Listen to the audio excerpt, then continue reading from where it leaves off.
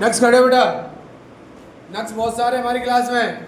अब बेटा आप खड़े हो। नेक्स्ट दिस का प्रयोग बताओ, कब करेंगे दिस का यूज? जब कोई पास में हो, नियर हो। दिस सिंगुलर होता है प्लूरल होता है? शाबाश। नियर के और सिंगुलर के अर्थ में आप दिस का यूज करोगे। क्लियर? बैठ जाओ बेटा, शाबाश। ठीक है, कृष्णा खड़ा हो।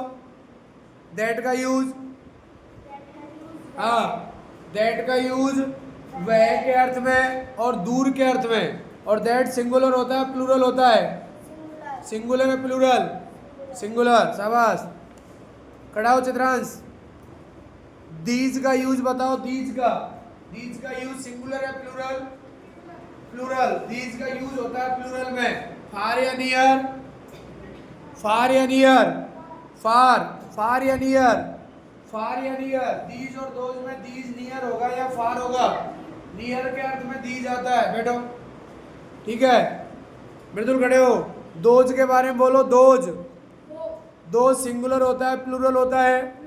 प्लूरल होता है। नियर या फार? नियर या फार? फार। क्लियर? ठीक है, परी खड़े हो बेटा। दैट के बारे में बोलो। That singular plural? नियर या फार? फार, शाबाश। बैठो, ठीक है। देवांश खड़ा हो। दैट के बारे में बोलो। Singular plural? सिंगुलर। नियर या फार?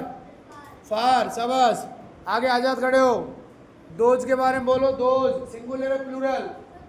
प्लूरल होता है। नियर या फार? फार का यूज होता है, शाबाश। बैठ जाओ। आप खड़े बेटा। दैट के बारे में बोलो। वह होता है नियर या फार? फार। नियर या फार? कौन सा? दैट। अब ये बताओ सिंगुलर या प्लूरल? सिंगुलर। वेल डन, शाबाश। बैठ जाओ बेटा। तो अपने बेटा ये टॉपिक क्लियर हो गया। This that these those. This that these those.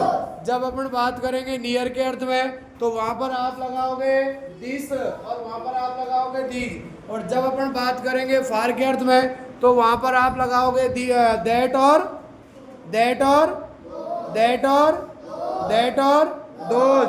तो इस तरीके से एक देखा दिस, दूसरा देखा दैट, आगे देखा दीज और आगे देखा दोज।